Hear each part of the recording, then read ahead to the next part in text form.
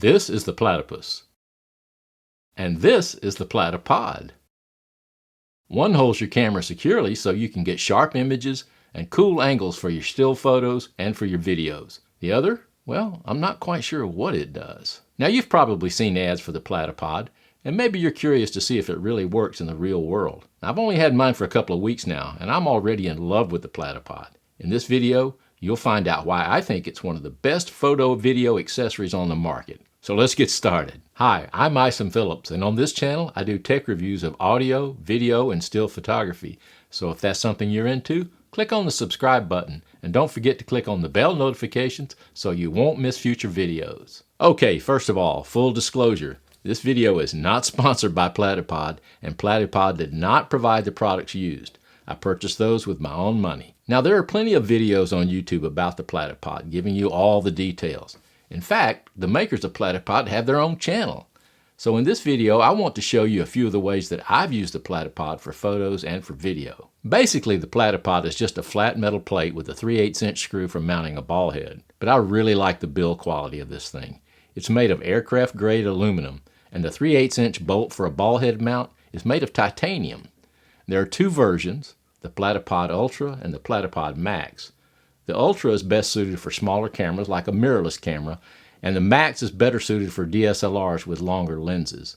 I have both, but in this video I'll focus mainly on the Ultra. The Platypod comes with 4 1/4" threaded screws that can be screwed into any of the 5 holes in the plate to act as feet. One end of the screws is sharply pointed to use mostly in natural surfaces like rocks, wood, or just to stick in the ground. The rubber-tipped end protects surfaces from scratches, like if you were to mount it on top of your car. The plate is configured so you can use all 4 feet, you can use 3, 2, 1, or you can use it flat, just use the plate by itself. You can use it in places where tripods aren't allowed, and it can be used without calling attention to yourself like a standard tripod would. The Platypod has 2 openings for a strap or a belt if you want to mount the Platypod to a tree limb, a pole, or a post.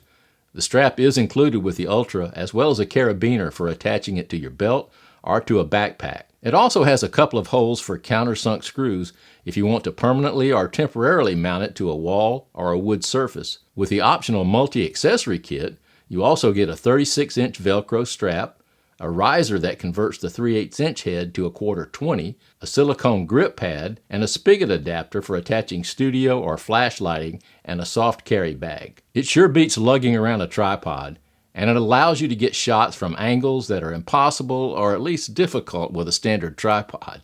I went on a hike recently with the Platypod, and here are some examples of how I used the Platypod to get some stable images as well as some video. The Platypod is great for getting low-angle shots. Just stick it securely in the ground with the sharp end of the screws, adjust the ball head for the angle you want, and get shots like this with ease.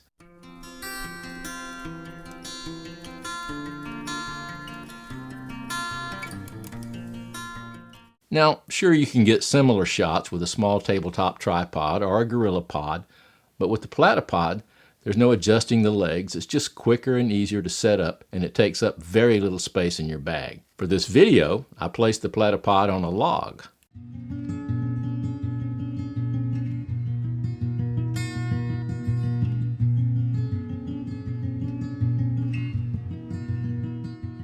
The Platypod makes getting selfie shots easy. For this shot, I placed the Platypod on a railing and set the self timer. In reading reviews, I see a lot of people complaining about the cost of the Platypod. The Ultra sells for $59, and the Max sells for $99, and the multi-accessory kit sells for $29, although currently there are some discounts that get it as low as $14.50.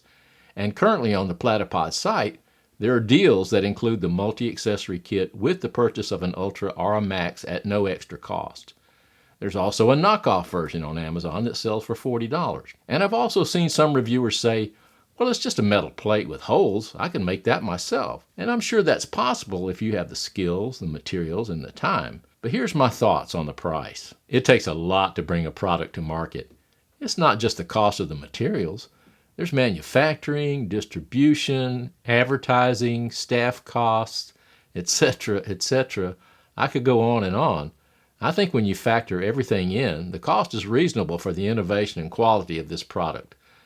But having said that, I understand why some might want to save a few bucks, but I would rather pay the price to get the quality of the original product. What I love most about the Platypod more than any other tripod I've tried is its ease of portability. I can stick it in my camera bag, or hang it from a belt loop or backpack strap with the carabiner, and it takes up very little space. It's also more versatile than any other tripod I've used. You can stick it in more places to get cool angle shots, and even use it for attaching small LED lights, or with the spigot you can attach a flash or a studio light. There's just so many creative options. If you have any questions or comments about the Platypod, please leave them below in the comments section. Also, I'll leave links below for the Platypod and all the Platypod products. If you got value from this video, give it a thumbs up and consider subscribing. Thanks for watching, everyone. Stay safe, and we'll see you in the next video.